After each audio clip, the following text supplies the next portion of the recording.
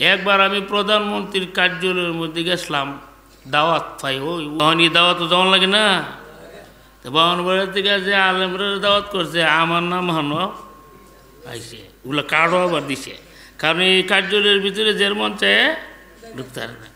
তা আমরা বাংলাদেশের আলেমরা জমছি, আমরা চাকরির লাগি সনদের স্বীকৃতি লইছি না, সনদের স্বীকৃতি লইছি আরেক কারণে। কারণ রইল, এক সময় কিন্তু এই দেশের উপরস্থ কর্মকর্তারা বলতো যে কওমি মাদ্রাসা হইল জঙ্গির আখড়া। কইছে না রে, কইছিনি? কওমি মাদ্রাসা থেকে জঙ্গি তৈয়ার, কওমি মাদ্রাসা থেকে সন্ত্রাসী তৈয়ার, ইজিকি রাজকারও ডাহা বইয়া বইয়া করছে না? আমরা যখন সনদের স্বীকৃতি পাইয়াছি তখন তারা আর এই জিকিরটা করতে না। তারা আর বলতে পারবে না যে কওমি মাদ্রাসা জঙ্গির আর আখলে তোরা স্বীকৃতি দিলে কেরে, ঠিক না বেটি? কওমি মাদ্রাসা সন্ত্রাসীর আখড়া হয়ে থাকলে স্বীকৃতি দিলে কোন কারণে? ওই মানুষের যারা নাস্তিক, যারা ইসলামের শত্রু, যারা কোরআনের শত্রু, এদের মুখটারে বন্ধ করবার লাগে আমরা স্বীকৃতি লইছি, চাকরির লোকই লইছি না, ঠিক না বেটি? ধরে আরজপুর ও খরমপুর গ্রামবাসীর উদ্যোগে আয়োজিত 3 দিনব্যাপী পবিত্র তাফসিরুল কোরআন মাহফিলের শ্রদ্ধেয় সভাপতি, উপস্থিত আমার প্রাণ প্রিয় ইসলাম দরদি মুসলমান ভাইয়েরা, আমরা সবাই কালিমাত শুকুর উচ্চারণ করি আলহামদুলিল্লাহ। আজকে 3 দিন তাফসির মাহফিলের সমাপনী দিবস, আখিরি মোনাজাত। আমি আপনাদেরকে নিয়ে আল্লাহর কাছে মোনাজাত করব। আমরা যখন আল্লাহর কাছে দোয়া করব তখন দিলের ভিতরেই বিশ্বাসটা রাখতে হবে যে আল্লাহ আমার দোয়া কবুল করবে। কারণ দোয়ার সময় অনেক সন্দেহ আমরার দিলের ভিতরে শয়তানে ঢুকাইয়া দেয়। দোয়া যে করবার লাগে আইস কবুল হইব নি, ঠিক না কথাটা? কথা কইস না রে মারা, এই ভালো না লাগলে উঠে যাই গিয়ে আগে বুট বাদাম খা। তোরার কথা আমার কেন হয়তো কিনলে কি তামসা হয়েছে দুইটা একটা। আমরার দোয়া আল্লাহ কবুল করবে, আমরা আশাবাদী। কারণ আল্লাহ তাআলা ফেরাউনের দোয়াও কবুল করছে। ফেরাউন ভালো না আমরা ভালো? আমরা ভালো। কারণ ফেরাউন ছিল কাফের, আমরা হইলাম মুসলমান। মগুমাইছে নাকি যা? আবার ফেরাউনে নিজে খুদা দাবি করছে। তাইলে ফেরাউনের দোয়া যখন আল্লাহ কবুল করছে, অথচ আল্লাহর উপরে ঈমান আনছে না, তা আমরা দোয়া কবুল করব আলহামদুলিল্লাহ। দূরে কর। শয়তান তো ফেরাউন থেকেও খারাপ। শয়তানের দোয়া আল্লাহ কবুল করছে না? আমরা দোয়া আল্লাহ কবুল করবে। আর দোয়াই তো আসল। সমস্ত ইবাদতের মগজ হইল আল্লাহর কাছে দোয়া করা। দোয়া অর্থ কি? আল্লাহর কাছে চাওন, ঠিক না? দুনিয়ার মানুষের একটা স্বভাব হইল তার কাছে যদি বেশি রাগ হইয়া জাগা। হুজুর এবেলা ইসান্দার কথা কো, এবেলা ইসান্দার কথা কো। হুজুর আর কোন কাম আছে? আমার দেখলে ওইটা দূর মারে। বেশি চাইলে মানুষ কষ্ট পায় না। আর আল্লাহ কো যে আমার কাছে যত বেশি চাইব হেরা আমি মহব্বত করব। আল্লাহর কাছে বেশি চাইলে আল্লাহ খুশি, ঠিক নিও। আরেকটা কারণ হইল আল্লাহ এমন দয়াল যে আল্লাহরে মানে এ চাইলেও দে, যে আল্লাহরে মানে না হে চাইলেও দে। সুবহানাল্লাহ জোরে কর। আবার আমরা তো একজন দে আর একজন দেই স্বার্থে, যে অমুকটা যদি আমি বিয়ার মধ্যে সালামি দিই 1000 হেও দিব 1000, 1000টা দিচ্ছি কিনলে গিয়ে আমি আবার হের কাছ থেকে আমার একটা স্বার্থ আসেনি। বিয়া শাদির মধ্যে গেলাম ফহিরে দাওয়াত করে না, কারণ হেরা তো আর দিতে আসতো না। আমার ঘুমাইছে না কিটা উচিত কথা কইলে মানুষের কাছে ভালো লাগে না, ঠিক না? আমি একবার আর উচিত কথা কইলাম দেখে বেড়া আমার ফিস ছেড়ে দিছে, লোক বাড়া না বলে আমি কেউ হক কথা মাঝে মাঝে কোন লাগতো না,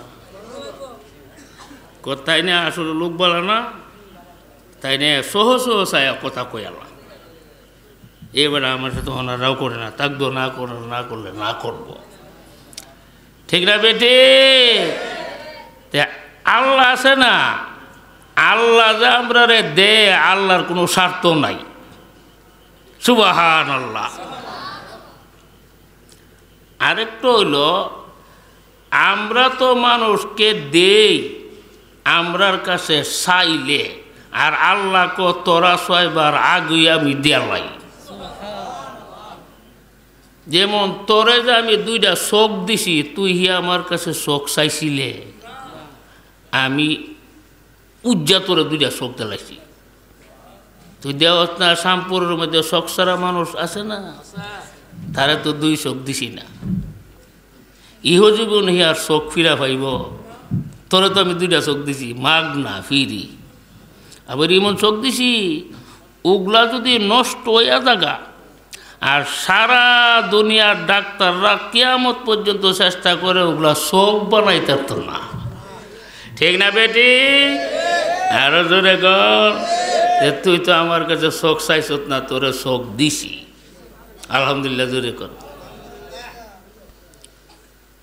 আমরা যে হন্ড ভাবে বই রয়েছেন চেয়ারও, এটা বেচলা আমরা আমার সামনে আয়েন আয়ো বাজে যে আমার সামনে আমি যেমন দেখি, আমার তোরা উষা জায়গাটা ছাড়ুস না বাবা রে, লাইক জায়গাটা ছাড়তে না তোরা। আমার সামনে জন্মাব, আমি বেশি লম্বা করতাম না বয়ান, অক্ষরে মুক্তা সার কিছু কথা কইয়া আমার দোয়া নেশা করন, ঠিক না বেঠি? হ্যাঁ, তাহলে আমি বেশি বয়ান করন লাগতো না। আল্লাহ ক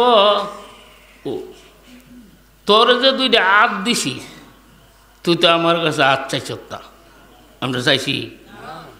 আমি আল্লাহ জানি দুনিয়াতে চলতে গেলে তোর 2টা হাতের দরকার, তোর আমি দেলাইছি, চাইছ না আমার কাছে।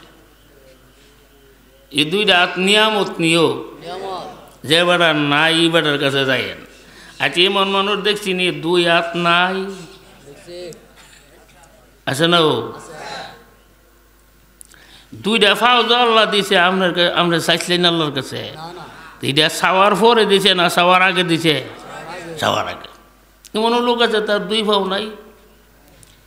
এক আল্লাহর ওলি এমন গরিব, 2টা জুতা কিনবার পয়সা নাই।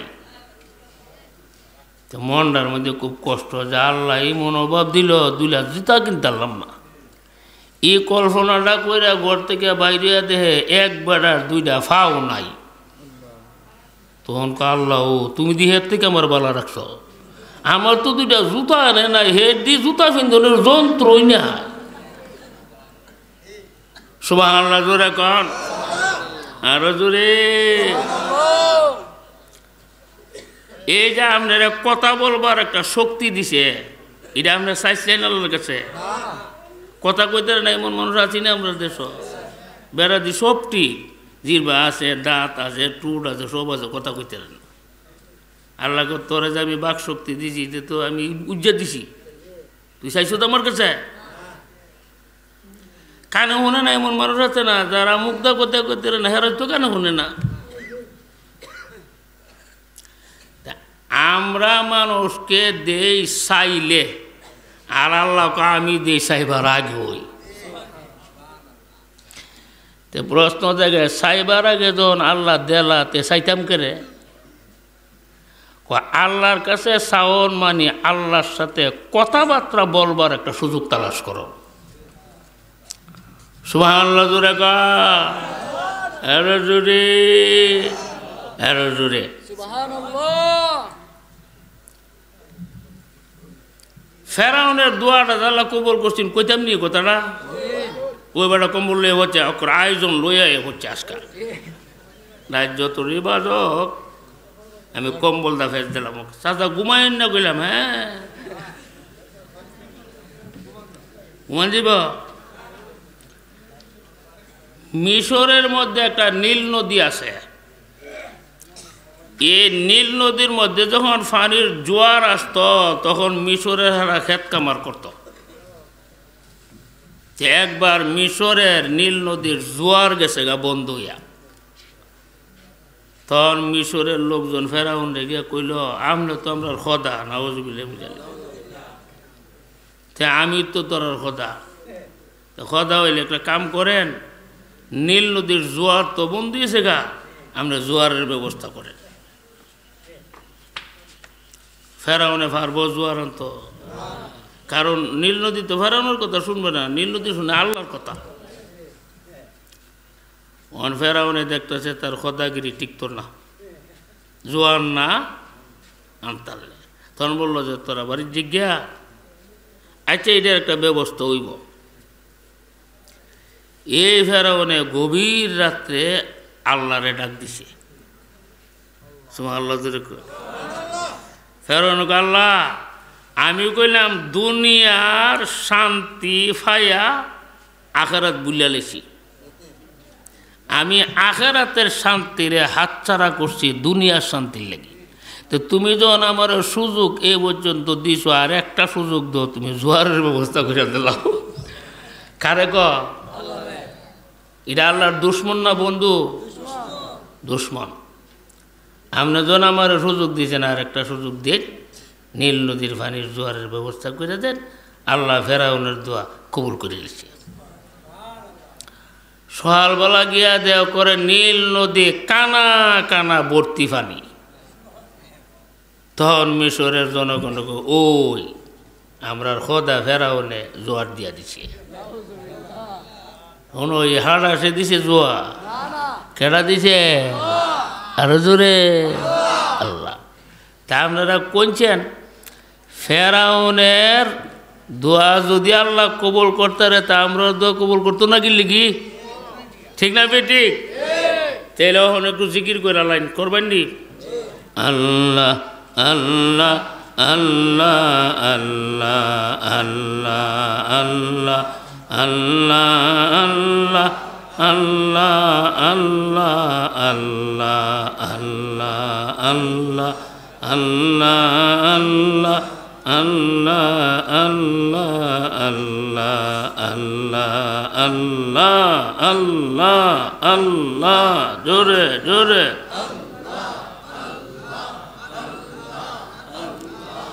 আল্লাহ আল্লাহ আল্লাহ আল্লাহ আল্লাহ আল্লাহ আল্লাহ আল্লাহ আল্লাহ আল্লাহ আল্লাহ আল্লাহ আল্লাহ আল্লাহ আল্লাহ আল্লাহ আল্লাহ জোরে জোরে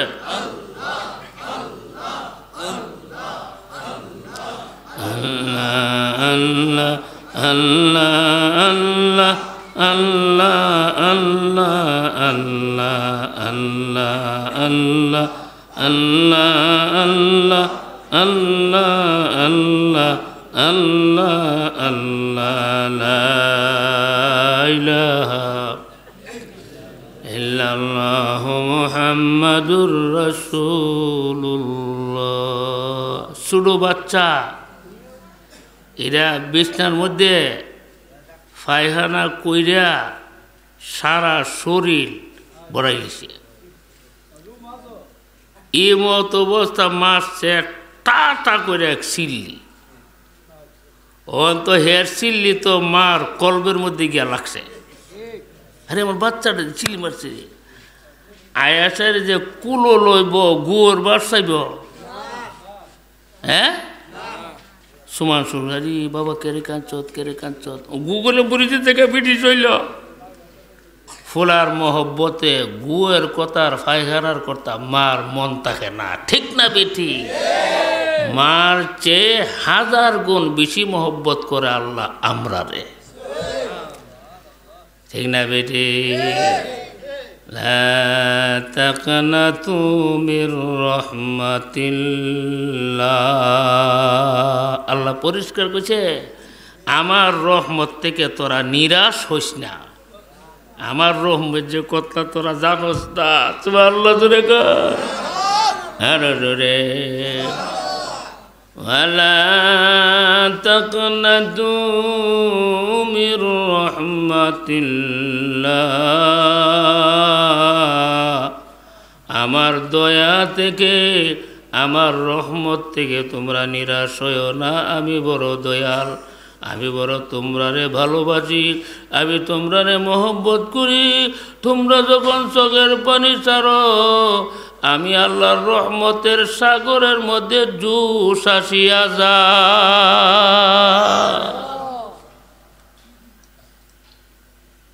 সুবহানাল্লাহ জোরে কর, আরো জোরে। লা তাকনাতু মির, আল্লাহর রহমত থেকে যে নিরাশ সে হইল কাফের, সে কাফের। মুসলমান আল্লাহর রহমত থেকে নিরাশ হইতে পারে না। আপনারা আর আল্লাহর রহমতের আশা আসেনি যে? কার কার হাত তুলেন? আল্লাহ তুমি আজকে আমরা তোমার রহমত দ্বারা ভরপুর করে দিলাম। আরো জোরে গান, আরো জোরে। আল্লাহ রহমতরে 100 ভাগ করছে, কইরা একটা ভাগ দুনিয়ার মধ্যে ছাড়ছে। এই 1 ভাগ রহমতের কারণই মা সন্তানকে মহব্বত করে। এমনকি এই যে পাখিগুলি আছে না, হেরার বাচ্চাগুলিরে মহব্বত করে, করে না? কি মহব্বত দেখছেন না? এই যে বালিয়াস, বক, হেরা বিভিন্ন জায়গার মধ্যে গিয়া আদার কইরা নিজের পেট ভরে আবার টনার মধ্যে বাচ্চার লাগি লইয়ে, ঠিক না? বাচ্চা রান্না সেরা সুন্দর করে খাওয়াইতেছে। আচ্ছা মহব্বত তাহার কারণে তো বাচ্চারা খাওয়াইতেছে। আল্লাহকে মহব্বত ওই যে 100 ভাগের 1 ভাগ দিছি না, এটার একটা অংশ ওই তোর বগও পাইছে। সুবহানাল্লাহ জোরে কর, আরো জোরে। গাভী তার বাছুরে দুধ দেয়, মুরগি ফাঁকের তলে বাচ্চাগুলির লইয়া রাখে। শিলে যখন উর্ফের থেকে ধাওয়া, তখন মুরগি কি একটা আওয়াজ দে, সব জায়গার থেকে ছোটো ছোটো বাচ্চাটি দুইরা আইয়া পড়ে। উদি তাদি ঘুমাইতেছে, কেউ রমদালে তে বাবা আমিও ঘুমাইছি গিয়া, আমি ঘুমাই লইব। ইয়া তে এই ফাঁকের তোলে মুরগির বাচ্চাটি গিয়ে হামানি, হামাইলে মুরগটা গিয়ে করে ফাঁকটা আপনার সরাইয়া বইয়া জাগা। শিলে অনেক সময় মুরগির উর্ফদা তাফা, মুরগি তুই আমার তাফা যত্ন ভারত, আমার বাচ্চা নিবার লাগে দিতাম না তোরে। নিজের জীবনের উপরে রিস্ক নিয়ে বাচ্চাগুলিরে বাঁচা। এই মহব্বতটা প্রত্যেকে আছে। ওই যে আমি 100 ভাগের 1 ভাগ রহমত দুনিয়াতে যাচ্ছি, ইডার একটা অংশ হলো মুরগিটা হয়েছে। সুবহানাল্লাহ জোরে গেল, আরো জোরে, আরো জোরে, আরো জোরে।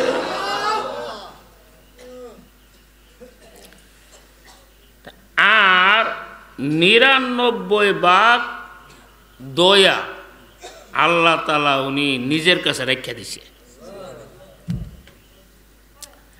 তাইলে ৯৯ ভাগ দয়া আল্লাহ নিজের কাছে রাখিয়া দিল, এটা কারে দিব, কোন সময় বন্ধক করব?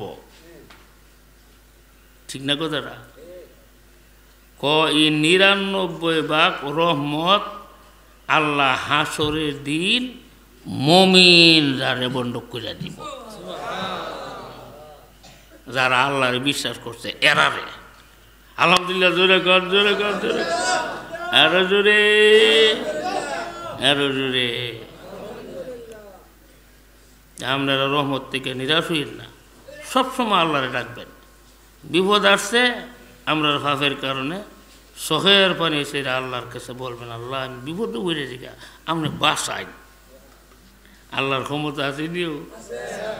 আচ্ছা, আপনারা তাবিজের লাগি ফরে যায়েন, মাজার মোজারও ফরে যায়েন।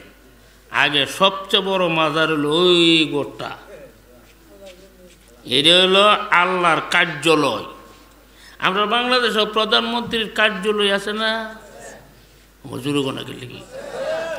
প্রধানমন্ত্রীর কার্যালয়ের ভিতরে যদি আপনি যান, আইবার মন চাইব, বাবার এই জায়গার মধ্যে প্রধানমন্ত্রী আয়াব্ব, যে বড় দামি জায়গারই।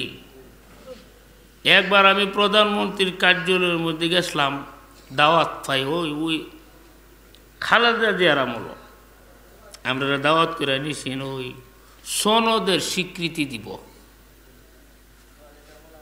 তখন এই দাওয়াত যেমন লাগে না, তো বাউনবাড়ির থেকে যে আলেমরা দাওয়াত করছে, আমার নাম হানো আইসে, ওগুলো কার্ডও আবার দিছে, কারণ এই কার্যালয়ের ভিতরে যে মন চায় ঢুকতে পারে না। তা আমরা বাংলাদেশের আলেমুল আমরা জমছি, ইবিডি সনদের স্বীকৃতি দিছি, কিন্তু এটা আর বাস্তবায়িত করতেছে না। কিন্তু সনদের স্বীকৃতির সূচনাটা করছে খালেদা জিয়া, ঠিক না বেটি? বর্তমান সরকারে হুমতাছি সনদের স্বীকৃতি বলে দেলাইছে। তো অনেক হুজুর আপনারা তো সাইরালেছেন কিতা, আপনার দাওরা হাদিসের সনদের স্বীকৃতি সরকারে দেলাইছে, ওখানে আপনারা সরকারি চাকরি পেলিবেন। কোনা আমরা আর বিয়ে ভোন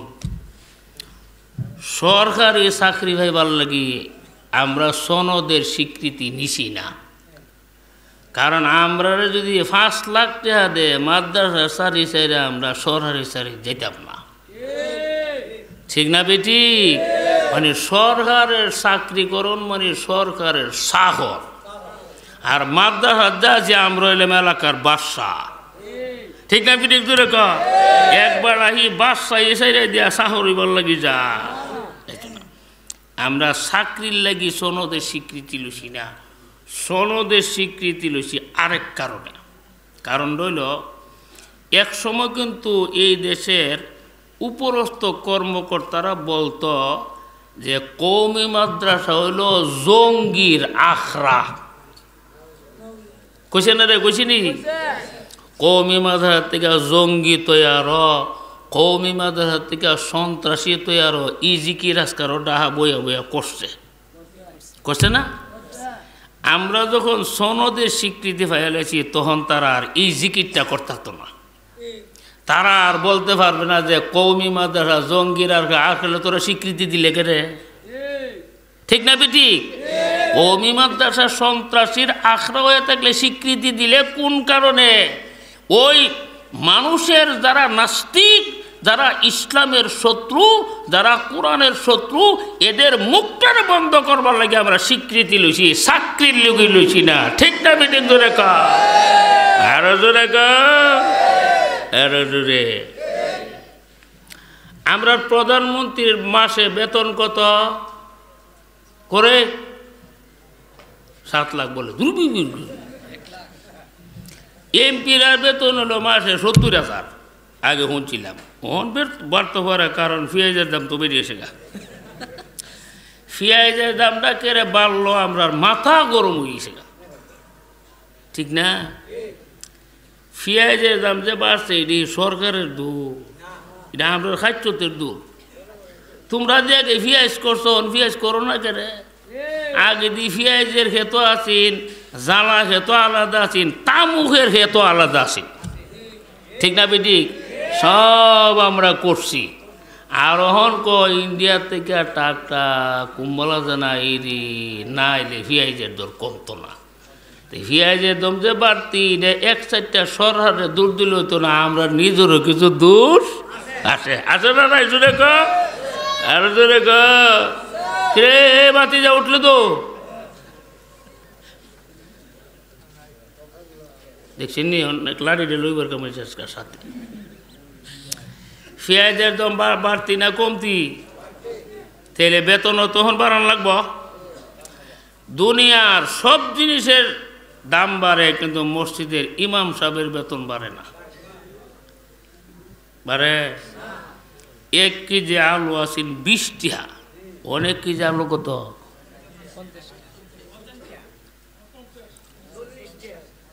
আমি জিনিসপত্রের দাম জানি না, কারণ আমি আট বাজার করি না। দেখছেন আমারও কোনোদিন বাজার ডোলা লইয়া যেতে, বাজার করার অভ্যাস আমার নাই। যদিও কোনো দোকানও কই বাবার ইটা অতলা দেলা কত অত নিজ্ঞা টেহা, জীবনও কইছি না যে 2টা টাকা কমা জিজ্ঞা। আলু আগে আছেন কত 20 টাকা, হন কত 60 টাকা। আচ্ছা এই অনুপাতে সব জিনিসের দাম বাড়তি না? তাহলে আপনার বিবেকে কি থাকো ইমাম সাহেবের বেতন আগের মতন ওই রাখবেন না আরো বাড়ত? হন্ডা করতো না, নিজের বেড়ে থাকা বাড়তুনি। কিন্তু ইমাম সাহেবের যখন বেতনটা বাড়াইবার কথা কিছু ফুংরা মুসল্লি আছে, ইমাম বাদ দালাও আর ওগুলা রাখো সস্তা দরের। তুমি সস্তা দরের ইমাম রাখতার বা নামাজ কইলাম হইতো না, ঠিক না বেটি? এক মসজিদ কমিটির হেরা ইমাম রাহে 3 মাস 4 মাস যখন তখন বেড়ারে বেতন দে না, এটা বাটফারি হি। একবার এলান করছে আমরা মসজিদে নতুন ইমাম নিয়োগ দেওয়া হবে, হেরার মতন আর ওগুলো বাটফার গেছে। গিয়া কইল আমি তো ইমামতি করুম, ইমামতি যে করুম আমরা বেতন কমালা দিবেন, বেতন তুমি আমরা 6 মাস পরে, মাস পরে 6 মাস পরে বেতন দিব, এমনি বিদায় করে দিব। বেড়া কর ঠিক আছে 6 মাস পরে আমার একসাথে বেতন নিয়ে দিলে একটা কামও লাগাইতে পারবো, আমার বালা। আরে হনিরিম আমরা বালা রে, আচ্ছা ঠিক আছে ভালো। আচ্ছা নামাজ পড়াই নাম না 6 মাস নামাজ পড়ায় কইছে যে আমার বেতন লি দিন। কুমুটির হারা গো বাবা রে, বেতন দেওয়ার আমরা কোনো অভ্যাসই নাই, আমরা এইভাবে মসজিদ চালাইতেছি। 3 মাস 2 মাস রাখি ফায়দা, নামাজ পড়ে আসলে আমরা বেতন দিই না, তোমারও দিতাম না। ইমাম সাহেব তোরা যে বাটপার আমি আগে খবর হয়ে গেছি, আমিও যে 6 মাস নামাজ পড়াইছি বাতিজার পূজায় উজু করলাম করছি না।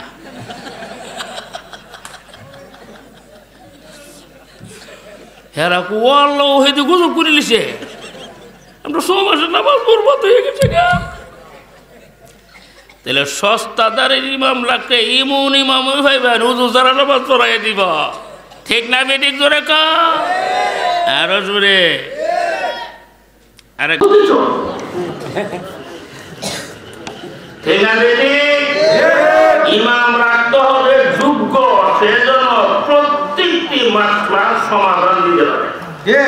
কারণ যে ইমাম হলো ই মহল্লার বাদশা, ই মহল্লা বাদশা, তার কাছে মানুষ মাসলা দিলেই যে আমি যে বউরে 3 কথা কিতা কোন লাগবো, তখন ইটারও একটা ফর্মুলা দিয়া দিব। আমি যে কসম খাইছি কিতা করণ লাগবো, ই মশলারও জবাব দিব। যে বেটা এটা উস্তাদার না হে কিতা করবো, হের মনে যেটা সেইটি কই দিব। যা ঠিক না বেঠিক? তাহলে যোগ্য ইমামের দরকার আছে না নাই? যোগ্য ইমাম রাখতে গেলে মাদ্রাসার শিক্ষক ছাড়া বিকল্প কোনো রাস্তা নাই। কারণ যোগ্য ইমাম যে ব্যক্তি, বড় আলেম যে ব্যক্তি, বেটা মাদ্রাসা ফালাই আপনার মসজিদ ইমামতি করবার লাগে আইতো না, ঠিক না বেঠিক? মনে করেন আমার যদি কই যে আপনি মাদ্রাসা ছেড়ে দিন, লয়ে ভরে না মসজিদ নামাজ পড়বেন, আপনার 20,000 টাকা বেতন দিব যেমনই। কেন আমি হুদা ইমামতি লিয়ে বয়ে থাকলে আমার এলএম শেষ হয়ে যাবো, ঠিক না বেঠিক? এইখানে বড় মাদ্রাসা দাওরা পর্যন্ত মাদ্রাসার মধ্যে যে সমস্ত হুজুরান মুহাদ্দিস মুফাসসির এরারে ইমাম হিসাবে রাখলে আমাদের নামাজ একদম বিশুদ্ধ হয়ে যাবে। ঠিক না বেঠিক? জোরে কর, আরো জোরে কর। আলুর দাম বাড়লো, পেঁয়াজের দাম বাড়লো, সব জিনিসের দাম বাড়লো, আপনারা ইমাম সাহেবের দাম বাড়াইয়েন। রাজি আছেন? ও দিয়ে আবার ঘুমাইছে গা, উঠুন। কিন্তু ইমাম সাহেবের বেতন বাড়াইতে লইলে অনেকে অনিহা প্রেস করে, না না না, আমরা যে সেরাবারের মধ্যে আছি হুজুরের বেতন বাড়ান যেত না, এমন মাথাটা বাড়ি ভরে গেছে গা। ঠিক আছে? যদি ইমাম সাহেবের বেতন না বাড়ান আপনারা জালেমের অন্তর্ভুক্ত হয়ে যাবেন। কারণ আপনারা চিন্তা করতে হবে এই লোকটা 4,000 টাকা দেখ কেমনে চলবো, আমার দি মাসে বাজার লাগে 20,000। ঠিক না বেটি? আমার যখন মাসে লাগে 20,000, বেটা 4,000 টাকা দিয়ে কেমনে চলবো, এই চিন্তাটা আমরা করার দরকার আসেনি। হোক আরো জোরে কান। আচ্ছা আচ্ছা, আমরা সনদের স্বীকৃতি দিছে, আপনারা শুনছেন নি? কওমি মাদ্রাসার সনদের স্বীকৃতি যে সরকারে দিছে, শুনছেন নি? আমরা স্বীকৃতি কি লেগে লইছি? চাকরির লাগি। এমপির বেতন হলো 70,000, আমার বেতন হলো মাসে 5 লাখ। বিশ্বাস না আপনারা? তাহলে আমি 5 লাখ টাকার বেতনের চাকরি বাদ দিয়া 70,000 টাকা চাকরির মধ্যে আমি যাবো? আমার চাকরির দরটা কি? আমরা সনদের স্বীকৃতি লইছি যাতে কওমি মাদ্রাসাকে সন্ত্রাসী তৈরি, জঙ্গি তৈরি হওয়ার ফ্যাক্টরি না বলতে পারে নাস্তিক বেঈমানের দলেরা, এদের জবান বন্ধ করার জন্য আমরা স্বীকৃতি লইছি। ঠিক না বেঠিক? জোরে কর, আরো জোরে কর। নারায়ে তাকবীর, আল্লাহু আকবার। দিন ইসলাম, দিন ইসলাম, জিন্দাবাদ জিন্দাবাদ। কোরআন সুন্নাহর আলো ঘরে ঘরে জ্বালো, হকের আলমগঞ্জ যেখানে আমরা আছি সেখানে কওমি মাদ্রাসার শত্রুরা হুঁশিয়ার। নারায়ে তাকবীর, আল্লাহু আকবার। যাক, আমার কথা লম্ব হয়ে যেতেছে গা। আপনারা যাবেন শীতটা যে লোকটা কিতা সুর করলো হল, ঠিক না কথাটা? আল্লাহওয়ালাদের আলামত হইল 6টা। কয়টা? এর জোরে কর। আল্লাহওয়ালাদের লক্ষণ হইল কয়টা? 1 নম্বর লক্ষণ হইল নামাজ, 2 নম্বর লক্ষণ হইল গুনাহ ছাইরা দেওয়ার, 3 নম্বর লক্ষণ হইল নফসটারে গুনাহ থেকে পবিত্র করে সাজান, 4 নম্বরের লক্ষণ হলো জিনার থেকে লজ্জাস্থানটারে হেফাজত করা। ঠিক করা হয়েছে? এই 4টার কোনো একটা যদি পালন না করে সে আল্লাহর ওলি হওয়ার অন্তর্ভুক্ত না। ঠিক না বেটি? এখন যদি আপনার হিসাবে নামাজ না পড়ে ইলাফিরের উপযুক্ত না, গুনাহ যদি না ছাড়ে ইলাফিরের উপযুক্ত না। ঠিক না বেটি? জোরে কর, আরো জোরে। আমরা নবী কইছে যারা জিনা করে এদেরকে 6 প্রকারের শাস্তি দেওয়া হয়। খেয়াল করে শুনলেন? কয় প্রকারের শাস্তি? 6 প্রকার। ইয়াকুম ওয়াজিনা ফাইন্নাজ জিনা সিত্তা খিসাল। নবী বলছেন এই জিনার থেকে তোমরা বাঁচো, জিনার মধ্যে 6টা সাজা আছে। নবী মিছা কথা কইছে?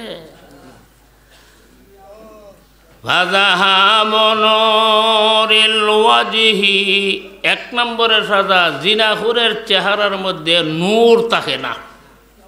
কি থাকে না?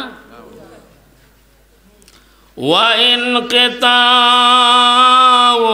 রিজকি 2 নম্বরের সাজা, জিনাখুরের রিজিক আল্লাহ কমায়া দেয়, রিজিক কমায়া দেয়।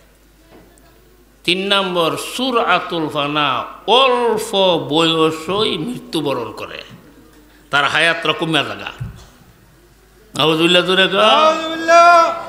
জিনা করলে রিজিক কমে, জিনা করলে হায়াত কমে। এটা আল্লাহর রসুল কইয়া গেছে। জিনা কিন্তু আমরা সমাজও আছে, আছে না? এটা চুরিদারি করে এই গুনার কামটা করতেছে, বুঝালো এটা কিন্তু বড় সাজা। বিয়া করার পরে যদি জিনা করে তার সাজা হলো মৃত্যুদণ্ড। আরে বাপরি বাপ, বাপরি বাপ, কত বড় সাজা! এটারে ফাত্তর মাইরা লাও। এমনে শরীয়তের হুকুম হইল কুত্তাও যদি বিপদ পড়ে তারা সাহায্য করো, এটা শরীয়তের আইন, ঠিক না? কিন্তু কেউ যদি বিয়া করার পরে জিনা করে কুত্তারে সাহায্য করুন যাবো, হেরে সাহায্য করেন, হেরে মেরে লাও। এবার চিন্তা করেন জিনা করলে আল্লাহ কি পরিমাণ রাগ, কুত্তারে দয়া করো, হেরে দয়া করো না। নাউজুবিল্লাহ, জুড়ে কর আরো জুড়ে। এই জিনা করে আছি না আমরা সমাজ, আছে আছে আছে, এটা ছেড়ে দিন, গজব হইতেছে। হায়াত কলম কমতেছে, কারণ হায়াত কমাইবার মালিক একজন আসেনি, কেরাইলা আল্লাহ। তুমি ভাব করো তোমার হায়াত কমে যাবো, তোমার রিজিক কমে যাবো। এই জিনা অনেক সময় শয়তানে তোমার সামনে আনব, তুমি আল্লাহরে ডরায় গুনাটা সাইরা তোমার লাগবো, ঠিক না? একটা ঘটনা আমি সংক্ষিপ্ত আকারে বইলালাই, বলতাম নি। বনে ইসরায়েলের মধ্যে এক যুবক ছিল আল্লাহর ওলি, কিন্তু এই যুবক ছিল গরিব, এমন গরিব সংসার চালাইবার লাগি বাড়ি বাড়ি হাইটা সস্তা দামের জিনিস বিক্রি করে। কিন্তু লোকটা আল্লাহর ওলি। আল্লাহর কোরআনে ক তুমি কোনো সিরা ফেরা জামাওয়ালা ব্যক্তি যদি দেখো তুমি ঘৃণা করো না, কারণ আল্লাহর কাছে মানুষ দামি হয় দুই গুণের কারণে। এক নম্বরের গুণ হলো যদি চরিত্র ভালো হয়, দুই নম্বরের গুণ হলো তার কাছে যদি আমল থাকে। ঠিক, আমল আর চরিত্র যদি ভালো থাকে সে আল্লাহর কাছে দামি, ঠিক না? বিদিক জোরে ক, আরো জোরে ক। বাড়ি গাড়ির দ্বারা আল্লাহর কাছে দামি হওয়া যায় না। আচ্ছা বলেন তো, আমরা নবীর মদিনাতে কড়া বাড়ি আছে? ওগুলোও নাই। মক্কাতে কড়া বাড়ি আছে? ওগুলোও নাই। ক্ষেত কামান নবীর কিতা আছে? কুস্তা নাই। নবীর এন্তেকালের সময় শুধু সাদা রঙের একটা খচ্চর আসিন আর যুদ্ধের একটা পোশা আসিন, এই হলো নবীর সম্পদ, আর কিচ্ছু নাই। সাদা রঙের একটা গাদা আর যুদ্ধের একটা পোশাক, এই দুইটা ছিল নবীর এন্তেকালের সময় সম্পদ। সুবহানাল্লাহ। রসুলের কোনো অর্থ সম্পদ আছে? আচ্ছা আমরা নবীর মর্যাদাটা কেমন? আল্লাহ আল্লাহ, আল্লাহর পরে সমস্ত মাখলুকাতের উপরে আমরা নবীর মর্যাদা। সুবহানাল্লাহ। নবীর মর্যাদা যে আল্লাহর কাছে হইছে ক্ষেত কামার দিয়া, বাড়ি ঘর দিয়া, টাকা পয়সা দিয়া, রং বেরঙের টালি বাড়ির মধ্যে লাগাইয়া, আল্লাহর কাছে নবী দামি হয়েছে দুই গুণ দিয়া। এক নম্বরের গুণ হলো মহান চরিত্রের মালিক, দুই নম্বরের গুণ হলো নবীর মধ্যে ছিল নেক আমল। সুবহানাল্লাহ। আরো জোরে কর, আরো জোরে কর। আব্দুল কাদের জিলানী রহমাতুল্লাহ আলাইহির ভক্ত নাই পৃথিবীতে, এমন কোনো মুসলমান নাই।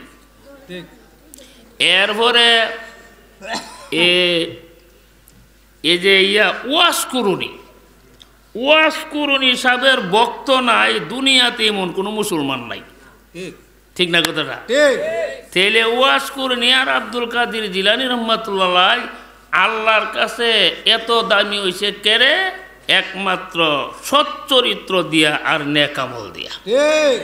তাহলে বোঝা গেল আল্লাহর কাছে টাকা দিয়া দামি হওয়া যায় না, বাড়ি দিয়া দামি হওয়া যায় না, গাড়ি দিয়া দামি হওয়া যায় না। আল্লাহর কাছে দামি হওয়া যায় সচ্চরিত্র আর নেক আমল। সুবহানাল্লাহ। যেমন হযরতে বিলাল রাদিয়াল্লাহু তাআলা আনহু, লোকটা ছিল কালো, দাঁত ছিল মুড়া, বাড়ি ছিল হাফসা। হাফসার মানুষ কালা। নাই কোনো সম্পদ, নাই কোনো বাগান, নাই কোনো ক্ষেত, নাই কোনো বাড়ি, কুস্তা নাই। কিন্তু আমরা নবী যখন মেরাজের রাত্রে বেহেশতের মধ্যে গেছে, গিয়া শুনে নবীর আগে আগে ওই বিলাল বেহেশতের মধ্যে আটতাছে। সুবহানাল্লাহ। নবী আশ্চর্য এগুলো গা, যে বেহেশতের মধ্যে বিলাল আইব কেমনে? তার জুতার আওয়াজ শুনতাছি আমি। নবীর সাথে বিলালের কেমন প্রেম, আর বিলালের সাথে নবীর কেমন প্রেম, জুতার আওয়াজের দ্বারা বুঝালাইছিল যে বিলাল। সুবহানাল্লাহ জোরে কর। সুবহানাল্লাহ। আমি যদি আপনার বাড়ির গাড়াদা আচ্ছা যায়, আপনি কইতার পাই না, আমি দিদি তো কইতারতেন না। গলার আওয়াজ দা কখন যাব, জুতার আওয়াজ দা চিনুন যেত না লোকটা কেনা। কিন্তু নবী জান্নাতের ভিতরে এই আওয়াজটা যে বিলালের জুতার আওয়াজ, এই আওয়াজের দ্বারা বিলালের চিনালেছে। সুবহানাল্লাহ। নবী মেরাজ থেকে আইছে, আয়া কইল বিলাল আসো। আচ্ছা রে বিলাল, তুমি কি আমল করো? হুজুর কে রে? আরে কে রে, আমি তো মেরাজের রাত্রে বেহেশতের মধ্যে তোমার জুতার আওয়াজ শুনেছি। সুবহানাল্লাহ কইতিন না? সুবহানাল্লাহ। তুমি কি আমল করো? হুজুর আমি তেমন কোনো আমল করি না, আমি যখনই উজু করি, উজু করে আল্লাহ যতটুকু তৌফিক দিয়ে আমি নামাজ পড়ি। ই আমল হা নবী গেলে, নবী গেছে এই আমলের দ্বারাই আল্লাহ তোমার মর্যাদা বাড়াইয়া দিছে। সুবহানাল্লাহ জোরে কর, আরো জোরে। গরিব বলে কোনো সমস্যা নাই, আল্লাহর কাছে যদি দামি হওয়া যা, ঠিক না? এ যুবক আল্লাহর ওলি বাড়ি বাড়ি আইটা মাল বেচে, দেখতে খুব সুন্দর, তেবদা যেমন তার চেহারা। তা আল্লাহ ইচ্ছা করলো যে আমি যুবকটারে পরীক্ষা করুম। সুবহানাল্লাহ জোরে কর। অনেক সময় কিন্তু আল্লাহ তার আউলিয়ারে পরীক্ষা করেনিও করেনি, আল্লাহ পরীক্ষা নিছে।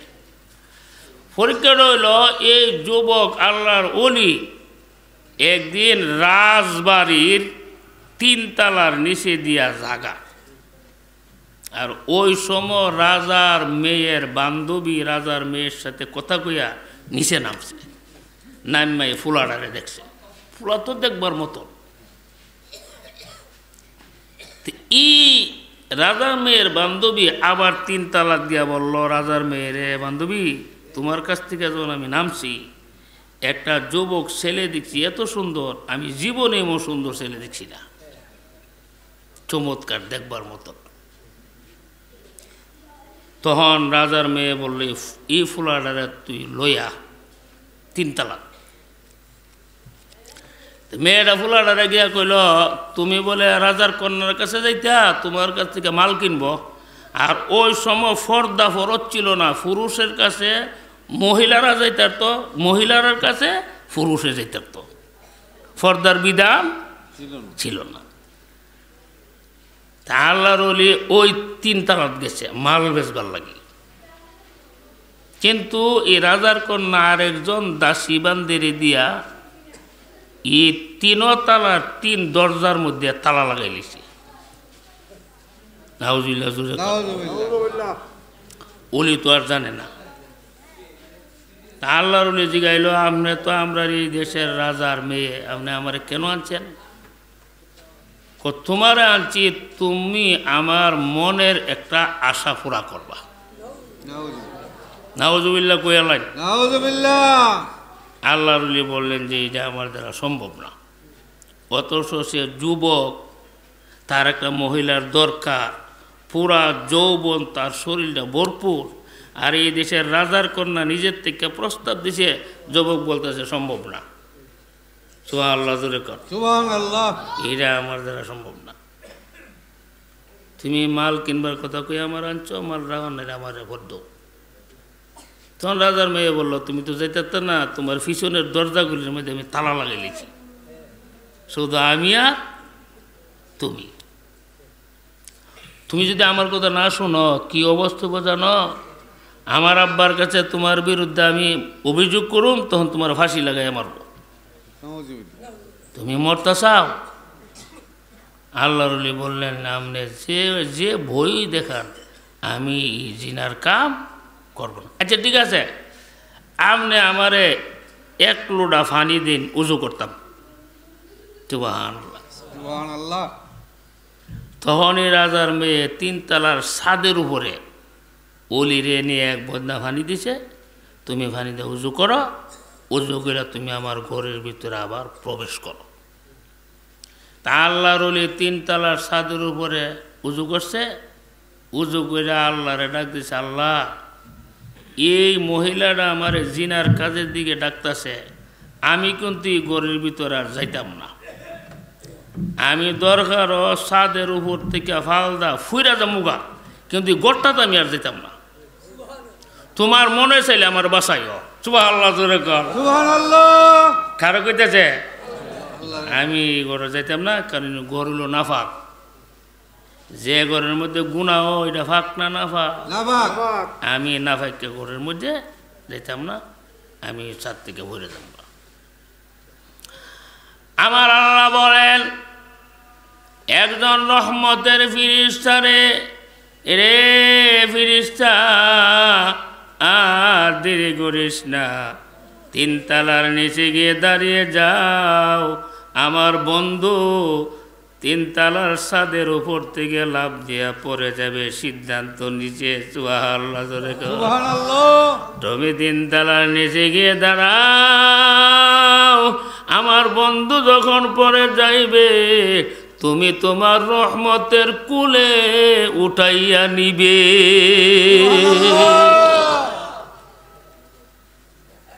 আমার বন্ধুর যাতে কোনো সমস্যা না হয়, কোনো ব্যথা না পায়, তুমি তারে হেফাজত করবা। জুড়ে বলেন সুবহানাল্লাহ।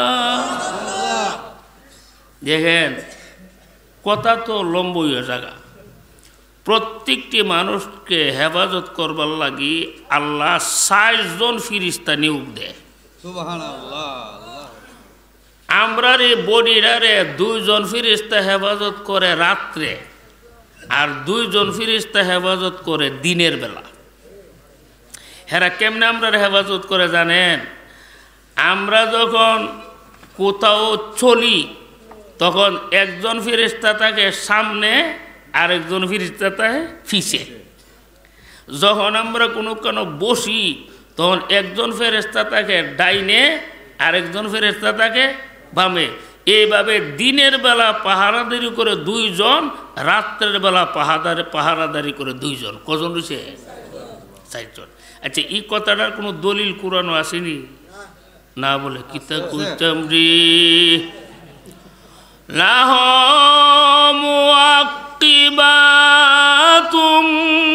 মিন বাইনি ইয়াদাইহি ওয়া মিন খালফিহি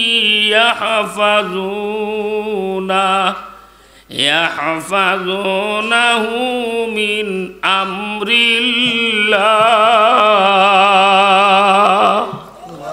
সর্বক্ষণ ফিরিস্তারা তোমার পাহারাদারি করতেছে, তোমার খবর নাই। তো প্রশ্ন জাগে, হুজুর 60 জন ফিরিস্তা যদি আমার বডিরে পাহারা দে, গাড়ির তলে হইরা মরি কেরে, এই সময় কিন্তু ফিরিস্তারা ঘুমাইতে হ্যাঁ মজুরে কোনা গেলি কি? 60 জন ফেরেশতা যদি আমারে পাহারা দে, আমি ফানির ডুবে মরি কেরে, এই সময় ফিরিস্তারা তাহে কই? এই প্রশ্নের জবাব আল্লাহ কোরআনে দিচ্ছে। হাত্তা ইযা জাআ আহাদাকুমুল মাউত। এরে দুনিয়ার মানুষ, তোর বডিরে হেফাজত করবার লাগি আমি যে ফিরিস্তা নিয়োগ দিয়া রাখছি, ফিরিস্তারা কতক্ষণ তোরে হেফাজত করবে? তোমার হায়াত আছে যতক্ষণ, হেফাজত করবে ততক্ষণ। সুবহানাল্লাহ জোরে গান। যখন ফেব্রুয়ারির 13 তারিখ 10টার সময় তোমার হায়াতটা শেষ হয়ে যাবো, ফিরিস্তারা বলবে আসসালামু আলাইকুম, আমরা ডিউটি শেষ, আমরা যাইগা। আমরা ডিউটি শেষ, আমরা যাইগা, কারণ আপনার হায়াত নাই। সুবহানাল্লাহ জোরে কর, জোরে কর। আপনারা সবার সাথে আল্লাহ ফিরিস্তা দিয়ে রাখছে, ঠিক নেই? আর কোনো বর্ণনার মধ্যে পাওয়া যায় প্রত্যেকটি মানুষের সাথে আল্লাহ তাআলা 14 জন ফিরিস্তা দিয়ে রাখছে। 7 জন হইল রহমতের, 7 জন হইল গজবের। যখনই লোকটার মৃত্যুর সময় আসে, আজরাইল আলাইহিস সালাম আইনি মজুরে আয়সা আপনার আত্মাটারে বের করে। যদি আপনি আল্লাহওয়ালা হন, ওই রহমতের 7 জন ফিরিস্তার হাতে রুহটারে বুঝাইয়া দেয়। সুবহানাল্লাহ। আর যদি আপনি পাপী হন, তখন ওই গজবের ফিরিস্তাদের হাতে আপনার আত্মাটারে বুঝাইয়া দেয়। তা আল্লাহওয়ালা মানুষের আত্মারা রহমতের ফিরিস্তারা লিয়া প্রথম আসমানে যা। প্রথম আকাশের কিন্তু দরজা আছে, আসেনিও গেট আছে। তো ফিরিস্তারা বলে যে আপনারা গেটটা খুলেন। তখন গেটটা খোলার পরে আসমানের ফিরিস্তারা আরে আপনি যে একটা পবিত্র আত্মা নিয়ে আসছেন পবিত্র দেহ থেকে। তখন আসমানের ফিরিস্তারা রুহুডারে মারহাবা মারহাবা শুভেচ্ছা স্বাগতম দেয়। সুবহানাল্লাহ জোরে কর সুবহানাল্লাহ। মারহাবা দিতে দিতে দিতে প্রথম আকাশ, দ্বিতীয় আকাশ, তৃতীয় আকাশ, চতুর্থ আকাশ, সপ্তম আকাশের উপরে রুহুডারে লইয়া যা। তা আপনারা জানেন সপ্তম আকাশের উপরে হইল বেহেশত, ঠিক না বেটি? এই বেহেশতের একটা বারিন্দার নাম হলো ইল্লিন। বেহেশতের বারিন্দার নাম কি? ইল্লিন। আল্লাহ বলেন, ও রহমতের ফিরিস্তারা, এই পবিত্র আত্মাটারে বেহেশতের বারিন্দা ইল্লিনের মধ্যে রাখা দাও। সুবহানাল্লাহ। আল্লাহ। আর যখন পাপিষ্ট হয়, তখন তার রুহুডারে বাইর কইরা গজবের 7 জন ফিরিস্তারা তো দেয়, যা তোমরার মাল তোমরা লইয়া যাও। তখন এই গজবের ফিরিস্তা রুহুডারে লইয়া বললে আসমানে যা। ফিরিস্তারা দরজা খোলে না। এই খবিস আত্মা লইস, খবিস শরীর থেকে তারে উপরে উড়ানো যাবে না। তখন 7 তবক জমিনের নিচে জাহান্নামের একটা বারিন্দা আছে, ইটার নাম হলো সিজ্জিন। আল্লাহ বলেন, এই রুহুডারে সিজ্জিনের মধ্যে রেখে দাও। সুবহানাল্লাহ। নাউযুবিল্লাহ। জোরে কান, জোরে কান, জোরে কান। নাউযুবিল্লাহ, নাউযুবিল্লাহ। আপনারা ইল্লিনে যাইতেন না সিজ্জিনে যাইতে? ইল্লিনে। ইল্লিনে গেলে বাবা নেকামল করণ লাগবো। ইল্লিনে গেলে নেকামল করণ লাগবো, ঠিক না বেটি? তে আল্লাহ ফিরিস্তারা ওরা যে তুমি গিয়া চাইলে আমার অলিরে হেফাজত করো। সুবহানাল্লাহ জোরে কর সুবহানাল্লাহ। আল্লাহর অলি সিদ্ধান্ত নিয়েছে 3 তলার ছাদের উপর থেকে লাফ দিয়ে পড়ে যাবে। ওই দিক দিয়া দুষ্ট মহিলারা অপেক্ষা করতেছে, ছেলেরা এখনো আসে না কেরে, এ দিদিরি করতেছে এখনো আসে না কেরে। আসলে মহিলারা জানে না এই ছেলেরা যে আমার আল্লাহর পাগল।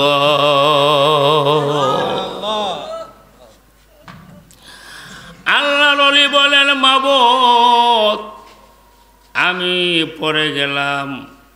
ওলি তো জানে না ফিরিস্তা দেখারা কইরা রাখছে। সুবহানাল্লাহ, সুবহানাল্লাহ। আল্লাহর ওলি যখন লাফ দিয়ে যখন পড়ে গেছে, রহমতের ফিরিস্তা ওলিরে কুলে উঠাইয়া নিছে। সুবহানাল্লাহ। সুবহানাল্লাহ। ও যুবক, ধৈর্য ধারণ করো, এই কামের মধ্যে যায়ও না, তোমার জীবন ধ্বংস হয়ে যাবে, ঠিক না বেটি? ঠিক। যদি এই কাজে যাও তোমার হায়াত কিন্তু কমে যাবুগা, রিজিক বন্ধ হয়ে যাবুগা, তোমার বিষম শাস্তি দুনিয়াতে। আল্লাহ আমরা হেফাজত করো। আরো জোরে বলেন আমিন। আমিন। আরো জোরে আমিন। জুলাইখা ইসুফ নবীরে কইল যে তুমি আমার কাছে আইও। নাউজুবিল্লাহ কইতেন, নাউযুবিল্লাহ। এসব হাই তালা তুমি আমার কাছে আইও। তবে দেখতেছে যে উভয় নাই, আল্লাহ যদি না বাসা, এই গুণার থেকে বাঁচবার মতন কোনো শক্তি আমার নাই। তখন ইসুফে আল্লাহরে ডাক দিছে। সুবহানাল্লাহ ধরে কর।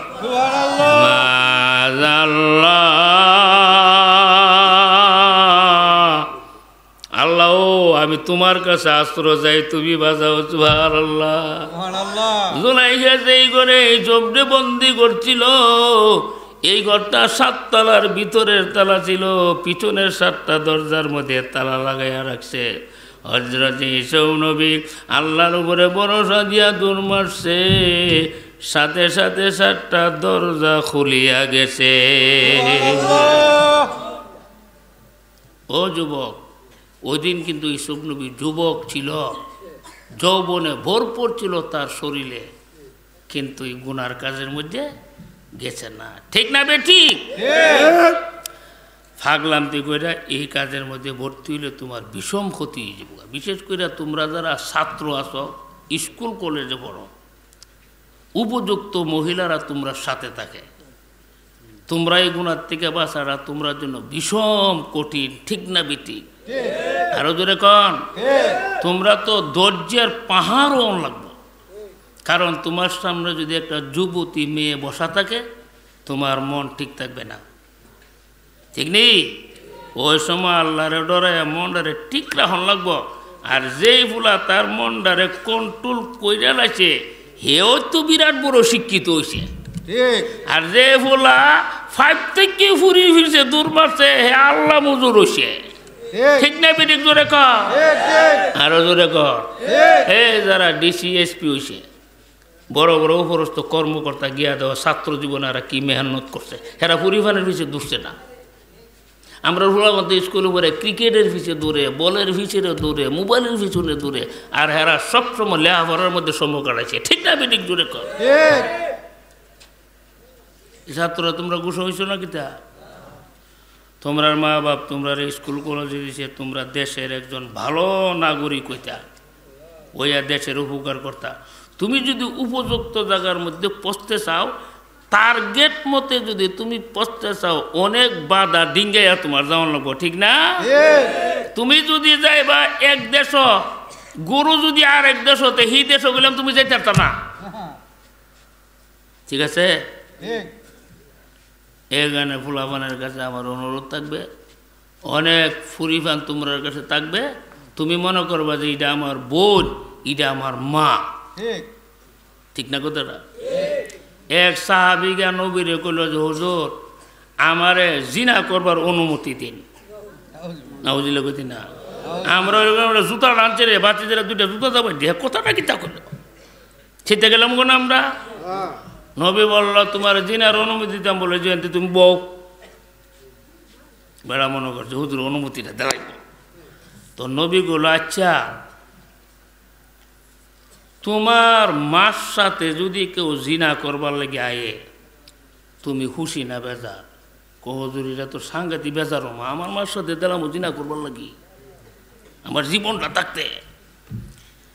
তুমি তোমার মার সাথে আরেক বেটারে জিনা করবার লাগে দিতে না জীবন থাকতে, তুমি যেই বিড়ির সাথে জিনা করবা হি ভিডিও তো কারো মা হইতে পারে। ঠিক না বিডি? জোরে কর, আরো জোরে কর। তখন সাহাবে বলল হুজুর আমি তওবা করলাম, জিন্দিগিতে আমি জিনার নামই নিতাম না। কোন একটা যুবতী যদি তোমার পাশে থাকে, কি করবা তুমি? পরিবেশ হয়ে গেছে এরকম, তুমি মনে করবা যে এই হচ্ছে আমার মা, এই বুড়ি রয়েছে আমার আপন বোন। আপন বোনের কাছে দিকে কোন জোরে চাউন যা? হ্যাঁ, আপন বোনের কাছে তোমরা কোন জোরে চাইবা? এটা তুমি আপন বোন মনে করো, এটা আমার আপন বোন। তখন তোমার কুদৃষ্টিটার মনের মধ্যে আর যদি তাই না আমার বান্ধবী, পুতের ফুত 20 বছর বয়সে যে না বান্ধবীর লেগে ফাগুল হয়ে গেছে। ঠিক না বেটি? আরো জোরে আমি চিন্তা করে দেখছি, শোনো, মাদ্রাসা যে আমরা লেখাপড়া করছি, আমরার পরীক্ষাটা হইল সহজ, কারণ আমরা ফুলাফানের সাথে হেলামেলা করছি। আমরা থেকে তোমরা যারা স্কুল কলেজে পড়ো, তোমরার পরীক্ষাটা কঠিন, কারণ তোমরা নারীরা সাথে চলাফেরা করো। ঠিক না? তোমরা যদি নারীরা সাথে চলাফেরা করে গুনাহটার থেকে বাঁচতারো, আমরার ইমান থেকে তোমরার ইমান মজবুত। কথাটা সত্য কথা বুঝি না? মনে করেন একবারে 10 দিনের উপবাস, কদিনের? হের কাছে কোরমা ফুলা বিরিয়ানি দিয়া রাখছে,